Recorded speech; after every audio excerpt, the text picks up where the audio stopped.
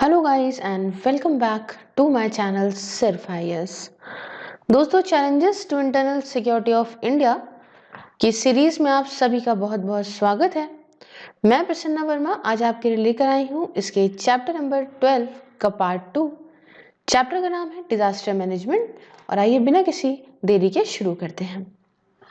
दोस्तों, लास्ट वाले पार्ट में हमने फ्रेजेस ऑफ डिजास्टर मैनेजमेंट को समझा था, जिसमें हमने 3 फ्रेजेस में उसको डिवाइड करके बहुत ही डिटेल से समझा था। अब हम यहाँ पे इस पार्ट से जानेंगे कि क्या एलिमेंट्स होते हैं डिजास्टर मैनेजमेंट के। इसको डिटेल से थोड़ा समझते हैं दोस्तों। देखिए, 3 फ्रेज तो मैंने आपको बताए थे, थोड़ा सा रिमाइंड कराने के लिए बता दूं तो पहला मैंने आपको बताया था कि बिफोर द क्राइसिस, क्राइसिस के पहले क्या क्या क्या कर सकते हो, मतलब रिस्क को रिड्यूस करने के लिए। दूसरा फ्रेज मैंने आपको बताया था कि भाई ड्यूरिंग द क्राइसिस, कि जिस समय मुसीबत आ गई, आपदा आ गई, तो उस समय क्या करोगे, रिस्पॉन्स क्या दोगे। और तीसरा फ्रेज मैंने आपको बताया था कि रिकवरी, मतलब पोस्ट क्राइसिस, क्राइसिस के बाद क्या करोगे आप, कैसे रिकवरी करोगे। तो बहुत डिटेल से हमने ये चीज़ क्लियरली समझ ली थी। अब एलिमेंट्स में हम ये देखेंगे कि अलग अलग एक्सपेक्ट्स क्या होते हैं उन फ्रेजेस के, है ना। बहुत डिटेल से समझेंगे। देखिए यहाँ पे रिस्क रिडक्शन, सबसे पहली बात है रिस्क को रिड्यूस करना। तो देखिए बात क्या है ना, कि अगर एक बार आपने डिजास्टर के रिस्क को रिड्यूस कर दिया तो हजारों आदमी की आप जिंदगी बचा सकते हो। और ये छोटी मोटी बात तो है नहीं। अगर आप नहीं चाहते कि बड़े से बड़ा डिजास्टर मुसीबत ले आए और कहीं प्रेजेंट, अब देखिए लोग, मान लीजिए इस पर्टिकुलर एरिया में ऐसे लोग रहते हैं जहाँ का कल्चर बहुत इंपॉर्टेंट है, और यहाँ पे ही कोई डिजास्टर आ गया, ये सभी लोग बेचारे अगर खत्म हो गए तो कल्चर कैसे आगे बढ़ेगा, समझे ना। तो ये सारी मुसीबतें बचती हैं इससे।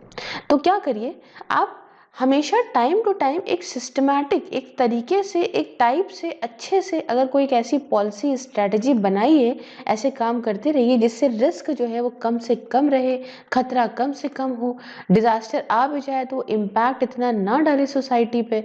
तो इसको बहुत ज़रूरी है कि हम प्रैक्टिस करते रहें।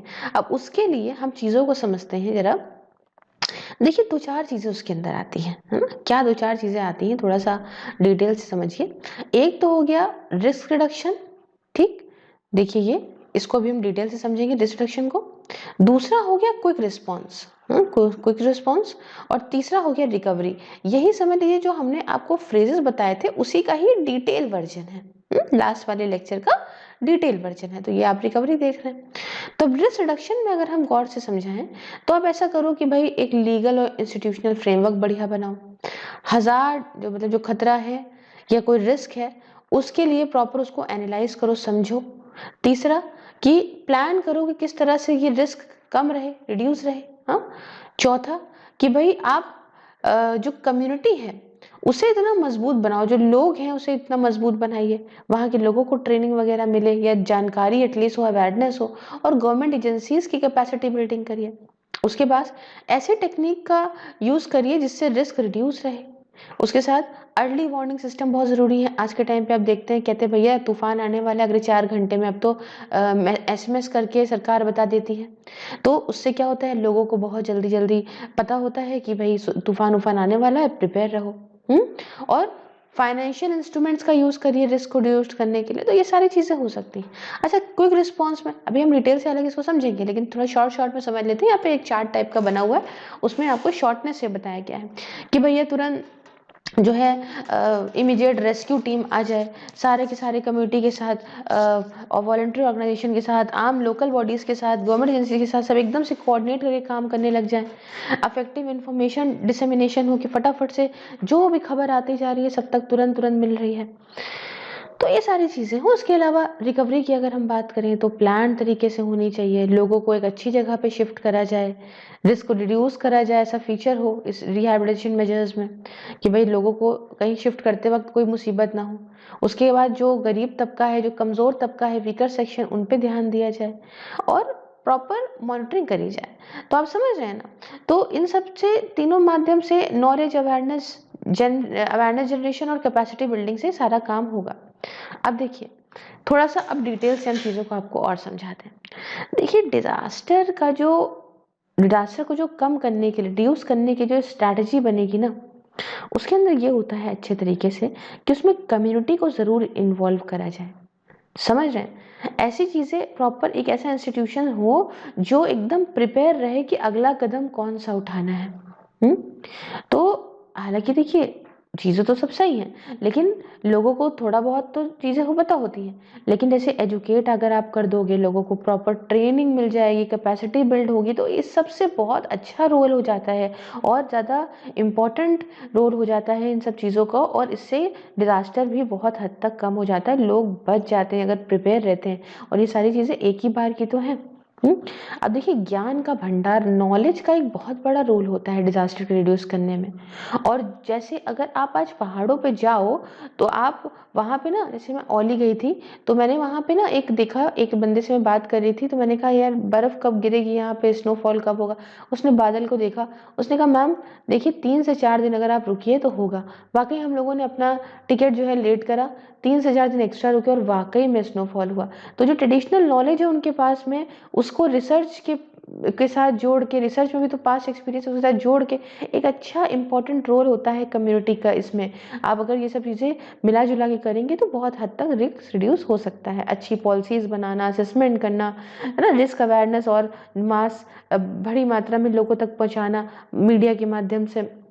उसके बाद प्लान बनाना कैसे रिस्क कम रहे, प्लान को इम्प्लीमेंट करना, अर्ली वार्निंग देना, लोगों तक सारी जानकारी पहुंचाना, नॉलेज का यूज़ करना, इन्फॉर्मेशन का यूज़ करना, ना इन्फॉर्मेशन बहुत ज़रूरी है। क्या कि एक अच्छी इन्फॉर्मेशन होगी तो एक अच्छी प्लानिंग होगी, कि एक अच्छी रिसर्च होगी। हुँ? तो ये सब चीज़ें हैं। अच्छा, अब थोड़ा मिटिगेशन की समझते हैं क्या है क्या नहीं है। देखो मिटिगेशन के अंदर क्या चीज़ होती है ना, मिटिगेशन का अंदर मतलब होता है, इसका मतलब ये काम होगा कि हम जो इम्पैक्ट है डिज़ास्टर का वो यहाँ कम करें। Major aims at reducing the impact of disaster. जो इम्पैक्ट पड़े डिज़ास्टर का वो कम से कम पड़े।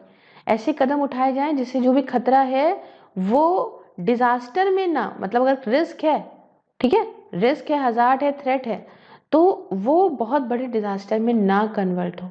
उसके पहले ही हम कदम उठा लें। हाँ, अब ये जो मिटिगेशन वाला पार्ट है ना, ये दूसरे फेजेस से अलग है। क्यों? क्योंकि ये लॉन्ग टर्म देखता है कैसे रिस्क कम रहे। लॉन्ग टर्म देखता है, तुरंत तुरंत नहीं।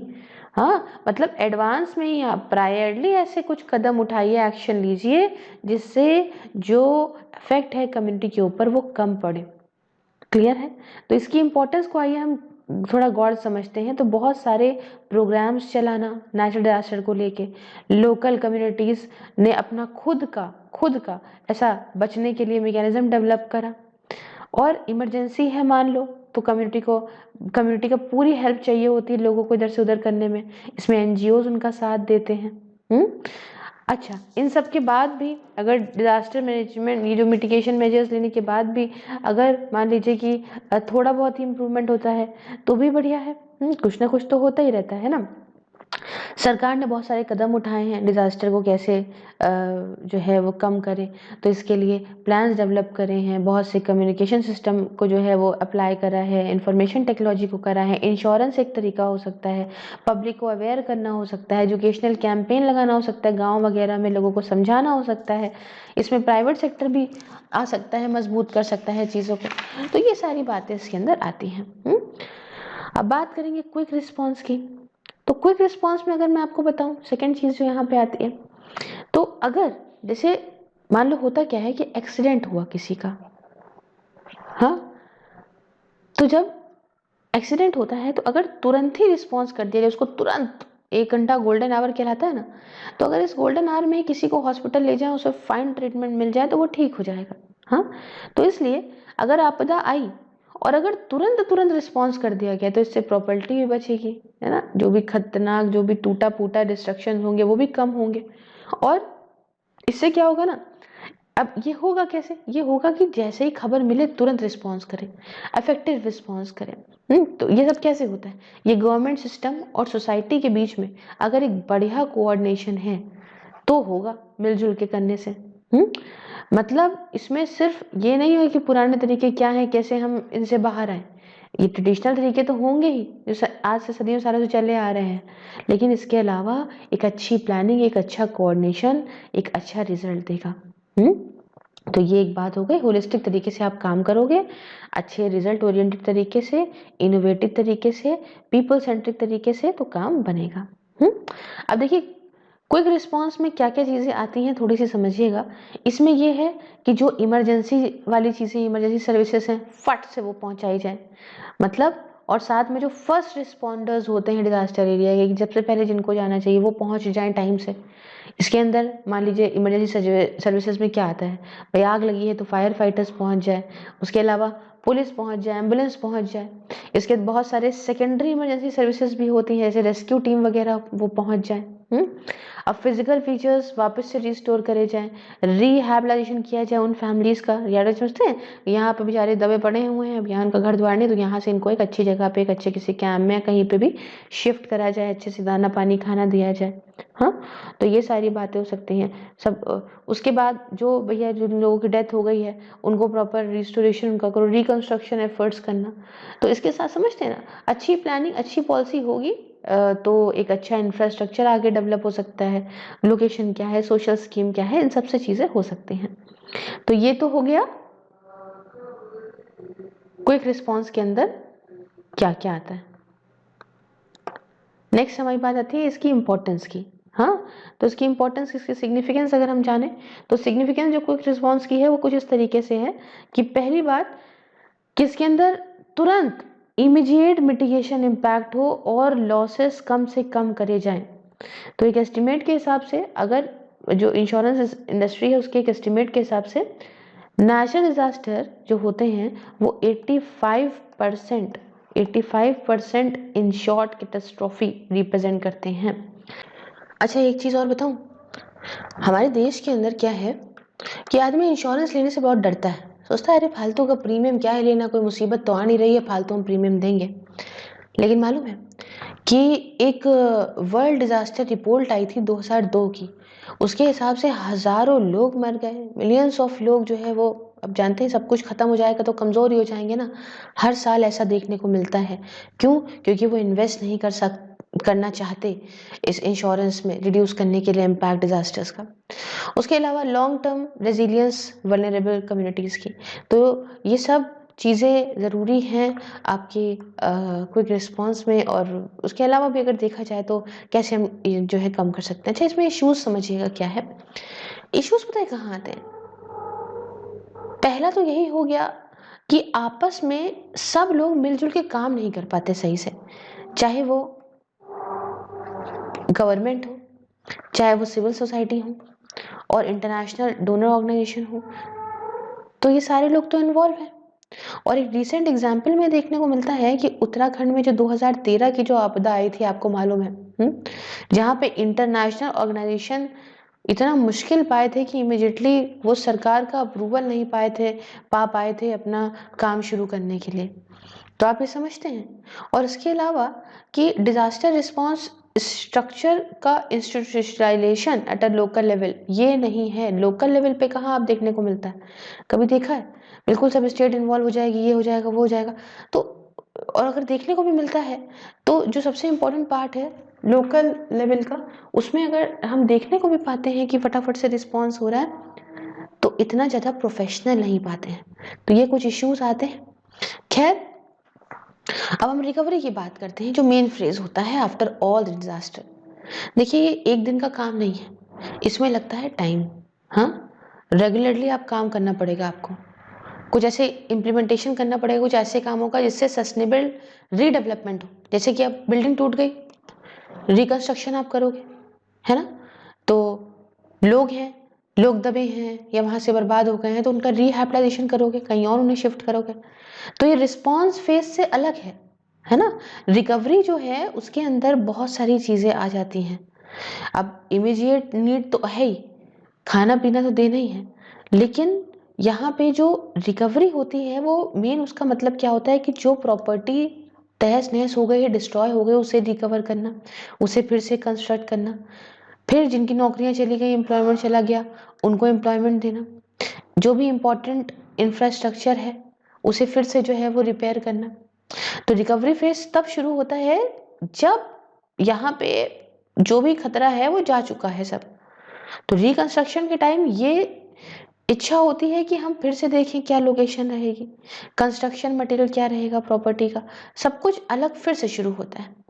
अब इसके अंदर अगर आप देखो तो 3 फेजेस आएंगे, एक आएगा रिलीफ का, एक आएगा रिहैबिलिटेशन का और एक आएगा रिकंस्ट्रक्शन का।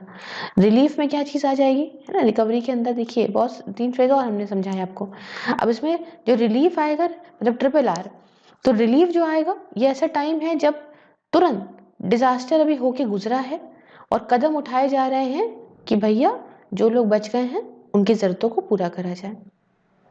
दूसरा आता है रिहैबिलिटेशन, तो ये कदम कब उठाए जाते हैं, ताकि जिनको चोट लगी, जो विक्टिम्स हैं, वो नॉर्मल लाइफ में अपनी आ सकें, है ना, उनको फिर से जैसे रोजमर्रा के काम उस कम्युनिटी के चल रहे थे वैसे वापस से सही हो सके। मतलब इनको टेम्परेरी एम्प्लॉयमेंट दिया जाए, लाइवलीहुड का वापस से रिस्टोर किया जाए। और तीसरा होता है रिकंस्ट्रक्शन, ये ऐसा कदम है जब कम्युनिटीज़ को इम्प्रूव करा जाए, मतलब कम्युनिटीज़ को यहाँ पे वापस से अच्छी जो प्री डिजास्टर फंक्शनिंग थी उनकी डिजास्टर आने से पहले उस पे वापस से उनको लाया जाए। तो ये तीनों हो गए यहाँ पे इसके फ्रेज। अब हम बात करेंगे नेक्स्ट टॉपिक के बारे में जो कहता है डिजास्टर रिस्पॉन्स इन इंडिया। अब इंडिया के लिए लेके काफ़ी डिटेल समझना ज़रूरी है। तो सदियों से देखिए जो लोकल कम्युनिटीज़ हैं इन्होंने अपना खुद का सर्वाइवल मैकेनिज्म डेवलप किया है। देखो होता क्या है, अब आपके घर में कोई मुसीबत आए तो सबसे पहले आप ही तो उसको रिस्पॉन्स करोगे, बाद में बाहर से मदद मांगोगे ना। तो जब मुसीबतें आती रहती हैं तो परिवार वाले समझ जाते हैं कि भैया इसमें सबसे पहला हमें क्या करना चाहिए। तो वही कम्युनिटी के साथ भी होता है। तो ज्ञान यहाँ बहुत है हमारी कंट्री के अंदर। अर्थशास्त्र जिसे चाणक्य ने 4th सेंचुरी BC में लिखा था, पब्लिक एडमिनिस्ट्रेशन पे है ये पूरी तरह से एक सेक्शन इसके अंदर एक दिया हुआ है जिसमें प्रॉपर सब लिखा हुआ है कैसे आप कदम उठाओ जिससे फेमीन, उस समय फेमीन बहुत आती थी, फेमीन से बच सको। तो कम्युनिटी फर्स्ट रिस्पॉन्डर होती है अगर डिजास्टर आए तो। और फील्ड लेवल रिस्पॉन्स जो होता है सरकार की तरफ से गांव वगैरह में, ये पास वाले पुलिस स्टेशन के द्वारा प्रोवाइड करा जाता है। रेवेन्यू फंक्शनरी जैसे कि पटवारी, पटेल, तलाटी, करना वगैरह, तो ये सब मदद करते हैं। और अर्बन एरियाज में हम देखें तो रिस्पांस में कुछ सिविक अथॉरिटीज आ जाती हैं, फायर ब्रिगेड आ गए, लोकल पुलिस स्टेशन आ गया। तो आज के टाइम पे देखिए पंचायत के पास इतनी कैपेसिटी नहीं है कि वो किसी इंस्टीट्यूशन के तौर पे फटाफट बढ़िया तरीके से रिस्पॉन्स कर सकें किसी भी सिचुएशन में। ये एक डिस्ट्रिक्ट एडमिनिस्ट्रेशन है जिसके अंदर बेसिक रिस्पॉन्सिबिलिटी दी गई है कि आप क्राइसिस सिचुएशन को हैंडल करिए, और जिसमें कलेक्टर जो है इसका बहुत इंपॉर्टेंट रोल है, यही सब देख रेख करेंगे। देखिए इंडिया के अंदर ना बहुत सारे जो है चीज़ें अवेलेबल हैं, बहुत सस्ते में हम रिस्पॉन्स बहुत अच्छे में कर सकते हैं। और हमारे यहाँ मदद भी भाई सरकारी एजेंसी करते हैं, सरकारी ऑर्गेनाइजेशन करते हैं, NGOs हैं हमारे यहाँ इसके लिए, डोनर्स हैं, है ना, कुछ अपनी तरफ से लोग डोनेट करते हैं चीज़ों को। उसके बाद डिसेंट्रलाइजेशन, ये सब चीज़ें देखा जाए तो हैं, करी जाती हैं, बट ये भी एक चैलेंजेस हैं, है ना। देखिए अब क्या है ना, बात क्या है कि ग्रास रूट लेवल पे जहाँ पे डिजास्टर होता है वहाँ पे रिस्पॉन्स करना बहुत ज़रूरी है, वहाँ पे प्रिपेयर करना बहुत ज़रूरी है। अब आपदा इस एरिया में आई, लाख बड़े बड़े लोग हों, एकदम से तो रिस्पॉन्स यहीं के लोग करेंगे ना। अब उसमें कम्युनिटी आएगी या वहाँ के लोकल जो अथॉरिटीज़ हैं वो आएंगी। तो लोकल अथॉरिटीज़ जो भी हैं या ऑर्गेनाइजेशन है उनका प्रिपेयर होना टेक्निकल साइंटिफिक तरीके से बहुत ज़रूरी है। उनको नॉलेज होनी चाहिए। और इंडिया के अंदर आप जानते हैं एडमिनिस्ट्रेटिव मशीनरी बहुत तगड़ी है डिजास्टर मैनेजमेंट के लिए। भाई नेशनल लेवल पे है, स्टेट लेवल पे है, डिस्ट्रिक्ट लेवल पे है, सब डिस्ट्रिक्ट लेवल पे है। सेंट्रल गवर्नमेंट स्टेट की मदद करती है, स्टेट जो है वो नीचे अपनी मदद करती है, डिस्ट्रिक्ट जो है वो और नीचे मदद करती है। तो यहाँ पे चीज़ें जो हैं वो इस तरीके से हैं जिसे कंटिजेंसी एक्शन प्लान के द्वारा बैकअप मिलता है। और ये जो प्लान है ये रिलीफ ऑपरेशन प्रोसीजर क्या होगा उसका, किसका मिनिस्ट्रीज का डिपार्टमेंट का क्या रोल होगा, ये पूरा बताता है। इसके अलावा क्राइसिस मैनेजमेंट ग्रुप जिसके हेड होते हैं कैबिनेट सेक्रेटरी, इसके अंदर नोडल मिनिस्ट्रीज होती हैं, खासकर मिनिस्ट्री ऑफ होम अफेयर्स और एग्रीकल्चर, ये प्रॉपर देखती हैं। कि भाई कैसे जो है वो हम कोऑर्डिनेशन करें, कैसे रिस्पॉन्स करें, क्या रिकमेंड करती हैं कि कैसे कैसे असिस्टेंस लेनी है। जो राज्य की सरकार है, स्टेट गवर्नमेंट, इनके पास रिस्पॉन्सिबिलिटी होती है कि भाई आप लोगों को रेस्क्यू करिए, बचाइए, बाहर रिलीफ दीजिए नेचुरल कैलामिटी से। कैसे? स्टेट रिलीफ कमिश्नर के द्वारा, रिलीफ एंड रिहैबिलिटेशन डिपार्टमेंट या डिपार्टमेंट ऑफ रेवेन्यू के द्वारा। इसके अलावा district coordination and review committee जिसे हेड करते हैं कलेक्टर, इसमें होता है पार्टिसिपेशन कुछ एजेंसीज का, डिपार्टमेंट्स का, एनजीओज का, तो ये सारी चीज़ें होती हैं। अब थोड़ा सा हम समझते हैं लीगल फ्रेमवर्क को। देखिए, हर चीज़ को करने से पहले एक एक्ट लाना बहुत ज़रूरी है, क्योंकि इतने बड़े देश में हर चीज़ अगर मुँह जबानी होने लग जाएगी तो याद कैसे रहेगा कि भाई क्या क्या करना है उस टाइम पे।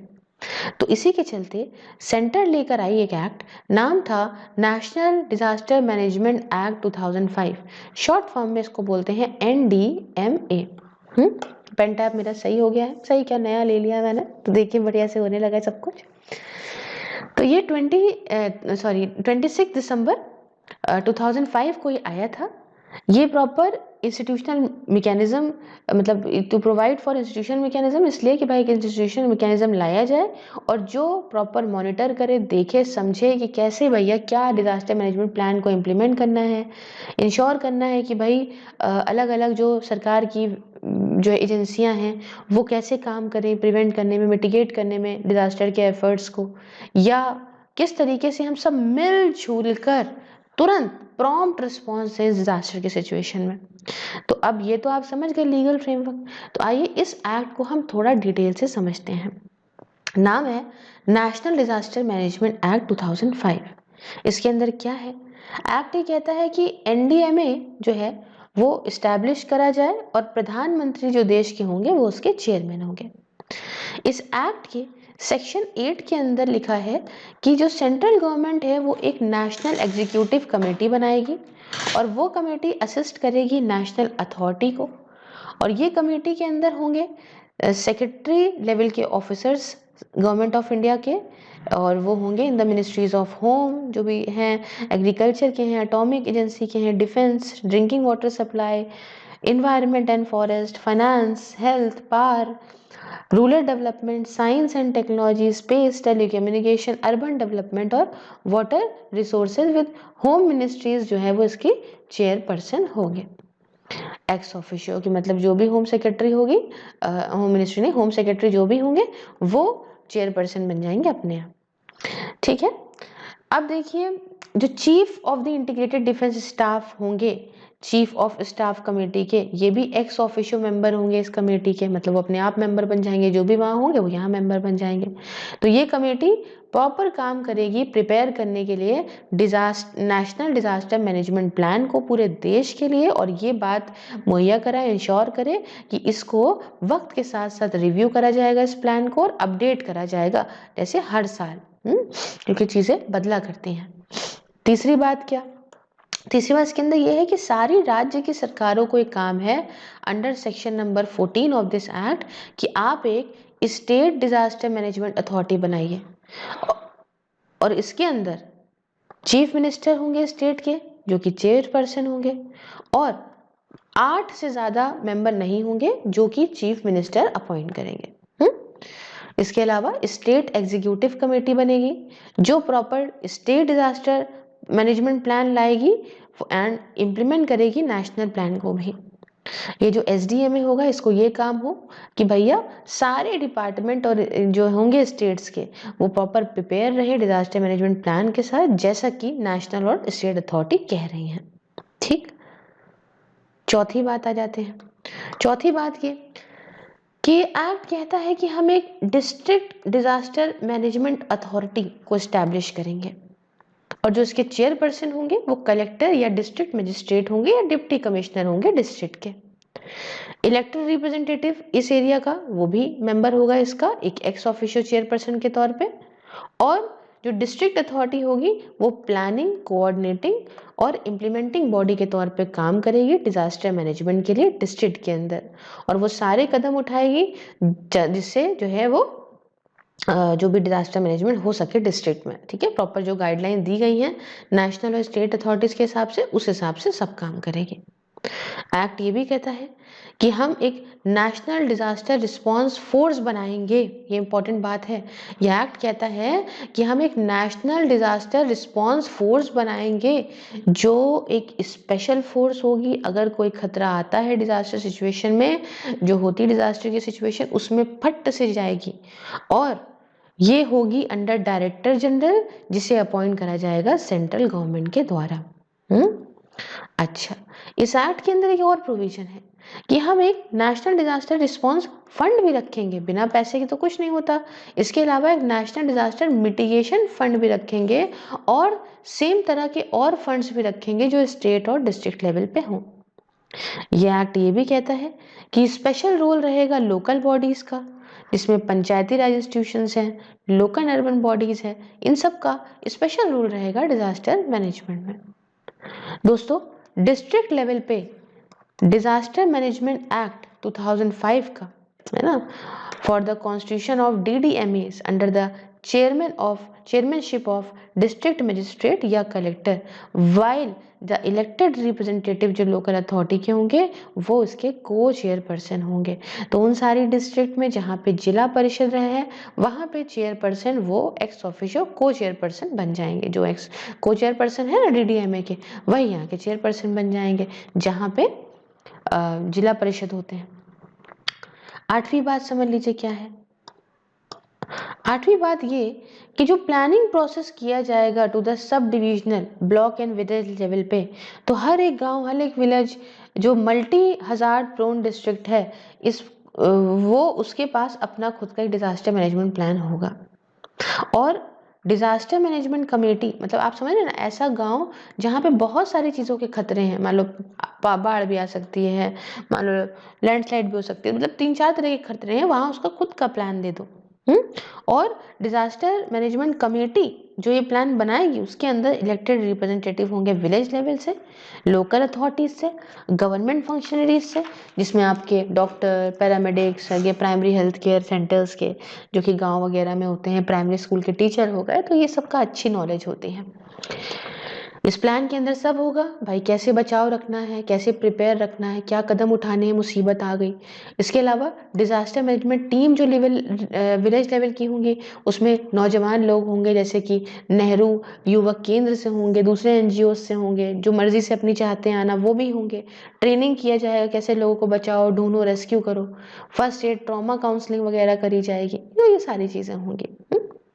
और ये सब रिव्यू भी करा जाएगा हर साल, है ना। विलेज लेवल पे क्या है, बहुत सारे जो village level disaster management committees होती हैं, डिजास्टर मैनेजमेंट टीम्स होती हैं, वो ऑलरेडी बनाई जा चुकी हैं। अच्छा, शुरुआत में क्या था ना, शुरुआत में ये था कि एक्ट को क्रिटिसाइज करा गया था। क्यों? क्योंकि मार्जिनलाइज करने के लिए इसमें NGOs को, इलेक्टेड लोकल रिप्रेजेंटेटिव को, लोकल कम्युनिटी को, सिविल ग्रुप वगैरह को, एंड ब्यूरोक्रेटिक कमांड कंट्रोल होने की वजह से कि टॉप डाउन अप्रोच है, ऊपर से ही सारे के सारे जो है वो हमको बताए जा रहे हैं, जो है हमारा कुछ है नहीं, है ना, सेंट्रल, स्टेट, डिस्ट्रिक्ट अथॉरिटी, ऐसे टॉप डाउन अप्रोच की वजह से। बट ओवरऑल डिजास्टर रिस्पॉन्स धीमे धीमे इम्प्रूव करा, और बहुत सारी आपदाओं में हमने देखा कि इसने साथ भी दिया है हमारा। तो ये कुछ कहानी है, यहाँ तक ये रखते हैं। नेक्स्ट लेक्चर में हम इंस्टीट्यूशनल फ्रेमवर्क को समझेंगे। दोस्तों, तब तक अगर आपको मेरा ये लेक्चर अच्छा लगा हो तो लाइक, शेयर, सब्सक्राइब करिएगा। इसके साथ ही आप मुझे ज्वाइन करके मुझे मेरे काम में सपोर्ट कर सकते हैं। इसके साथ आप फेसबुक पे अगर मुझे ज्वाइन करेंगे तो आपको सारे वीडियोस वहाँ पे मिल जाएंगे लेक्चर फॉर्म में। और ट्विटर तो आप बढ़िया जानते ही हैं, इंस्टा पे भी मैं कुछ ना कुछ डालती रहती हूँ, क्वेश्चन एंड ऑल, और टेलीग्राम पे क्वेश्चन, साथ में इंपॉर्टेंट डिटेल आपको मिल जाएंगी।